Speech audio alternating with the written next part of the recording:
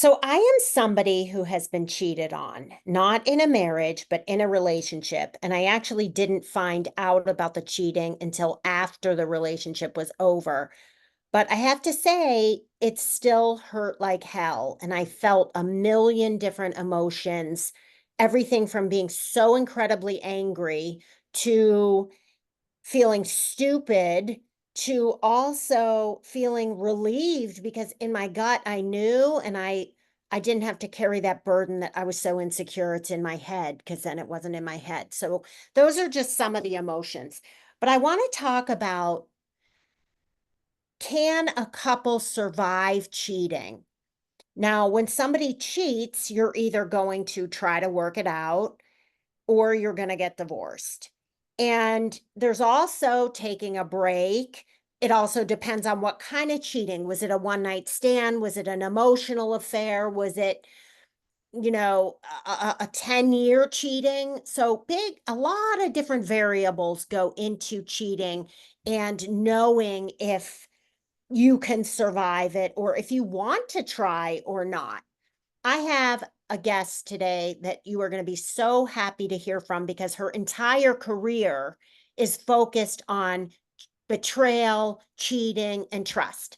Her name is Lora Cheadle, and Lora is a betrayal recovery coach. She's a legal consultant, she's a best-selling author, and she's the host of her podcast and with the same name as her best-selling book. It's called Flaunt. So, hi, Laura. There, so glad to be here today. Really glad to have you. And I want to tell my listeners I met Laura at a women's conference. Well, what would you call it? Like a 1 day retreat, like a women's Yeah. thing, still on a high. And it was like when was it? March, April? March. Yeah. And it was so much fun. And I have to tell you, I met the best people at that event, and Laura was one of them. So great to see you. Do you agree with me? Well, first of all, I think there's a lot of people listening to this they just found out their spouse cheated, or they know the cheating's going on, or they're trying to work their marriage out. Can a couple survive cheating? Yes. But there's a lot of different caveats around that. And I loved everything that you said in the intro because I'm just going to lay it all out there. My husband cheated on me for 15 years with five women, one woman the whole time, and then four on and off. So, yeah, it's a lot. And it sounds really weird to say, okay, we're together now and things are really good. So, here's what I'm going to say. One of the things that I talk about a lot is that betrayal uncovers the truth. Betrayal uncovers the truth not only about what your partner has been doing, but it also uncovers the truth about what's been going on in your heart and your center that you have like known, but maybe haven't ever acknowledged. So, can a couple survive? Yes, we have survived, but it's not the same marriage. You don't want to resurrect the same marriage. You don't want to survive and have the same relationship going forward because why would you have the same relationship going forward if there was cheating involved? All right. Now, Laura, I'm going to get this question out of the way because I know listeners are listening going, why the hell would you stay? Did you Mm-hmm. know about the cheating for the whole time? No. Okay, so when No. you found out, I'm just going to lay it out there. How could you stay? And I'm Right. sure there's a lot more to it, but what's the answer? In a nutshell. Absolutely. Okay. When I found out about the first one, I was like, no, we're done. Get out of here. I'm taking you for all you're worth. I can't believe you have done this to me. All of the things that you would normally think. Then I found out about the second one. And I thought, okay, double out of here, double taking you for all you're worth, double I hate you. I regret every moment we've ever spent together. Then I found out about three, four, and five. And I went, something is wrong. Something is really deeply wrong here.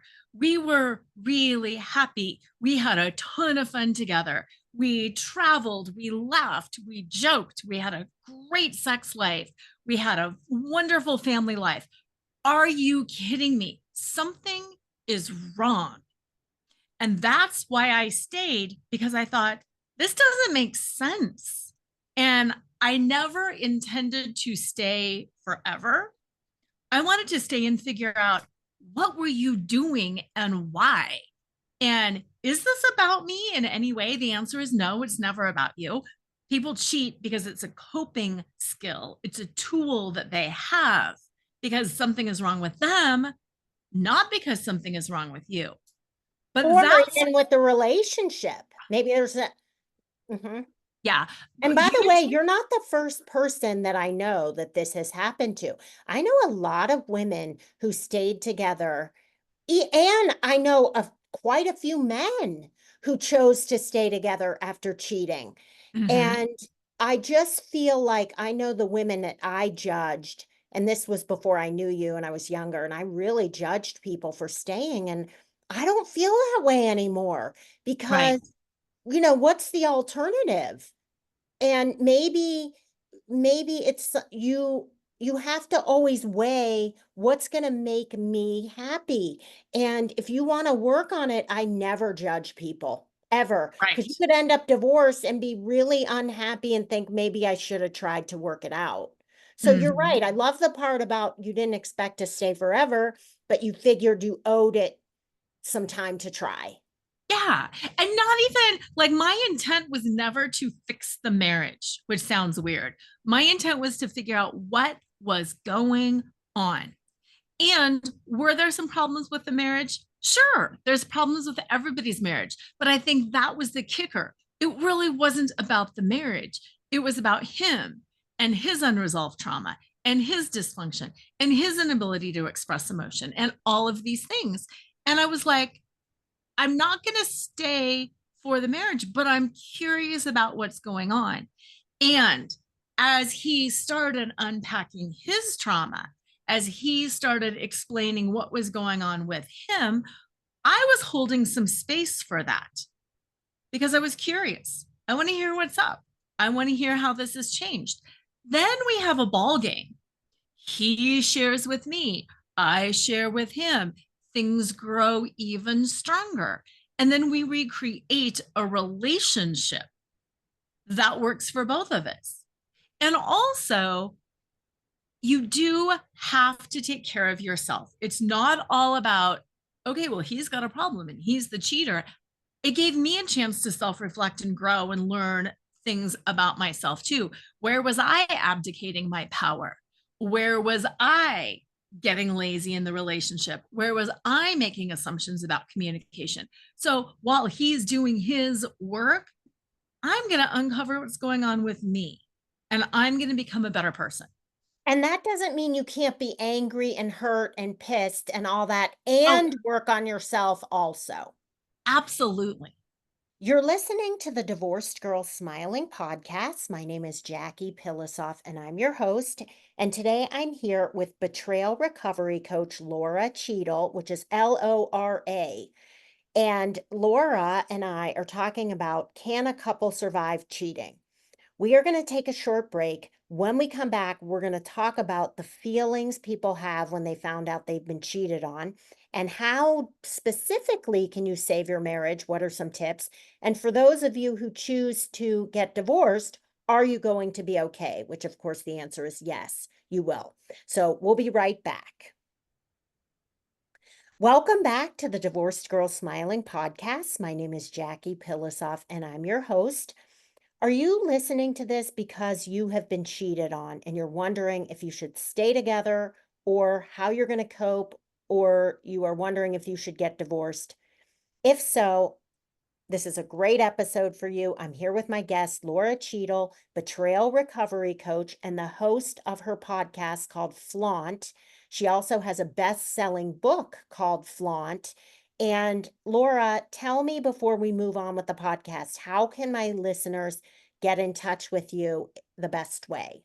Absolutely. They can go to betrayalrecoveryguide.com. When they go to betrayalrecoveryguide.com, they can download my free betrayal recovery toolkit, which includes a guided hypnotic meditation to delete the drama, the intensity of that pain, and feel better fast, as well as tools to help them get started rewriting their life and creating the next chapter of life on their own terms. So, betrayalrecoveryguide.com. I love it. I love it. Okay, so let's go to a question that I had. When you first found out, what were the feelings that you were feeling? What do people generally feel? I mean, at the beginning, right from the start of this podcast, I said what my feelings were. What were yours? Utter devastation. I literally fell to the floor. I collapsed.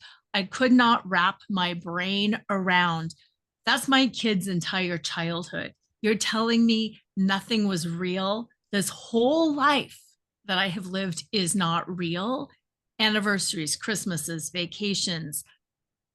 I couldn't wrap my head around it. It was soul shattering. I felt gutted. I was nauseous. And more than anything, I just wanted it not to be true. All right. And then were you able to even look at your husband at that point? Like, I would be like, I can't even see you. You have to leave. No.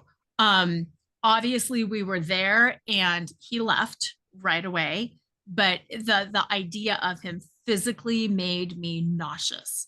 I thought I might want to kill him if he were near me. I mean, I really, but I was so broken. I was so gutted. And it was this weird push pull. He's got to explain this to me, and I never want to lay eyes on you again, all at the same time. All right. Now, did you also feel kind of stupid for not knowing? And I'm not calling you stupid because Mhm. I was the same way. I felt really stupid. Like, how could I have not known?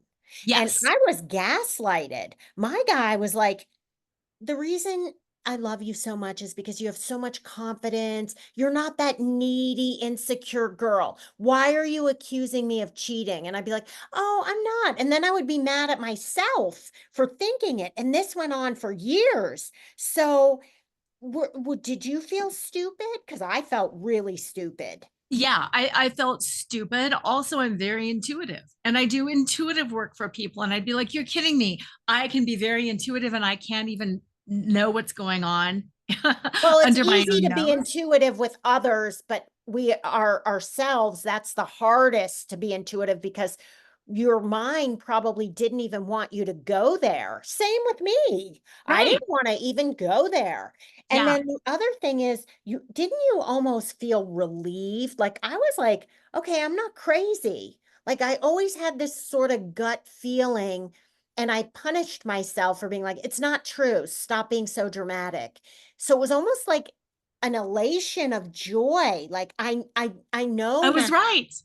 it's relief, it's like, you can breathe, like, "Yes, I was right." Yeah, yeah. I didn't ever suspect, so I didn't have that. But looking back, there were times where he would pick a fight before a trip. And I think, why is he always picking a fight before a business trip? And then when I found that out, I was like, oh, because it wasn't a business trip, it was a double life. Gotcha And he now. also felt so guilty and hated himself for what he was doing, so he put that on you because it's easier Yes, to be pissed at someone than to feel like you're a piece of shit. yes, Okay, absolutely. alright, now what are some other feelings? Like, how about, oh my gosh, what are people gonna say? Yeah, embarrassment that, okay, she's bad in bed, she's frigid, she's cold, she got fat after kids, she's not taking care of herself, she's the bitchy wife, she's the controlling woman.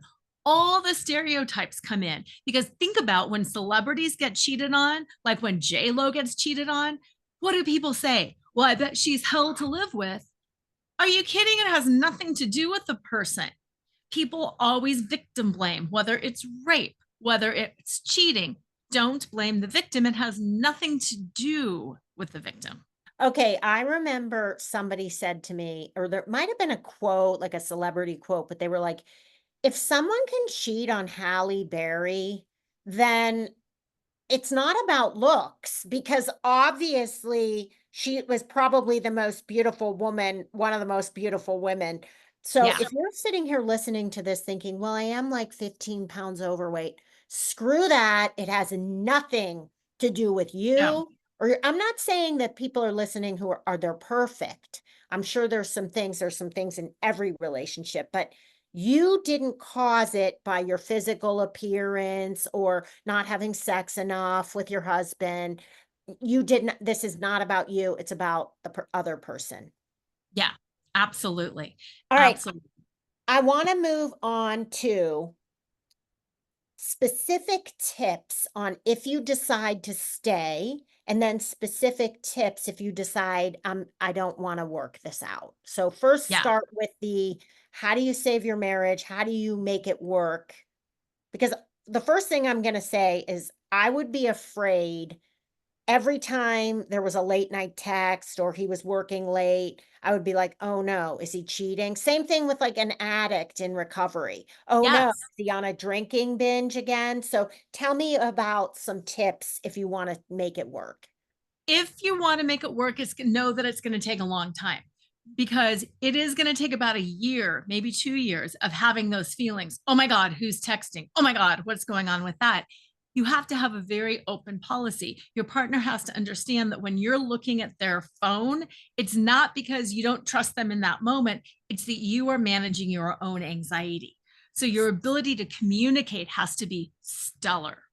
So do you think a year or 2, that's the time frame, and you think that the spouse should be completely open and say, "Here's my phone." They have to be willing to turn everything over. And if they Yes. get a text from the girlfriend, they have to say, "Look, she's texting me. I'm gonna block her right now." Mhm, Mm? mhm. For a You year or both 2. Yeah, if you were going to work it out, you both have to have a heightened level of care for each other.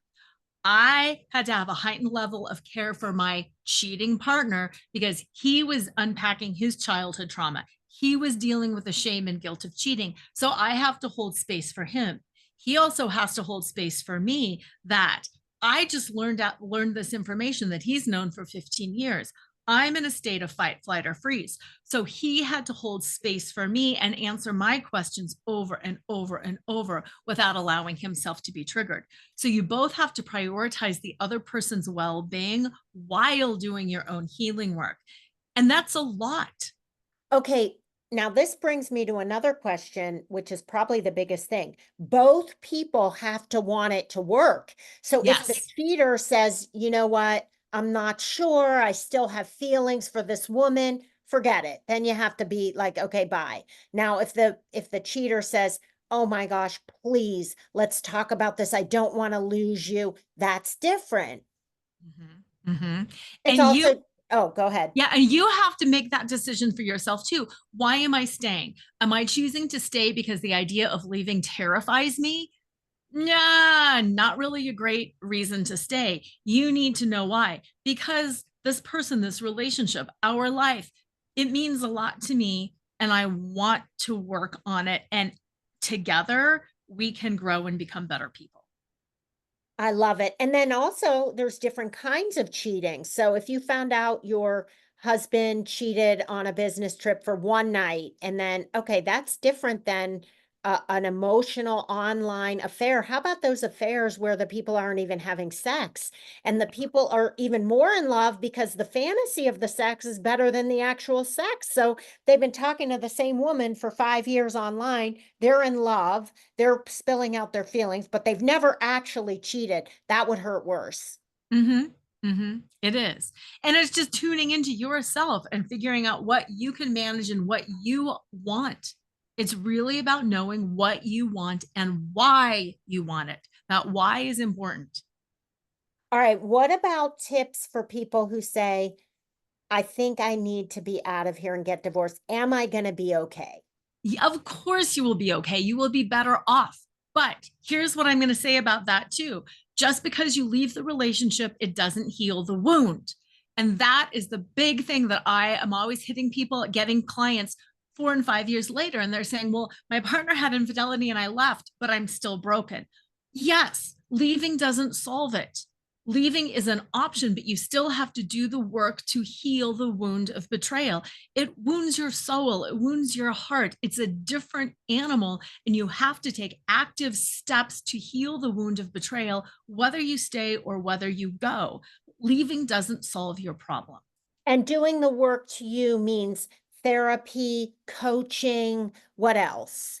A self reflection, a lot of self reflection, learning how to care for yourself, learning here's the biggest one, how to stop betraying yourself, how to say what you're going to do and then do it, how to take care of yourself, how to prioritize yourself, how to not constantly let other things get in the way, how to make decisions, how to take responsibility for yourself. It's a true reclaiming of your power, your identity, and your self worth.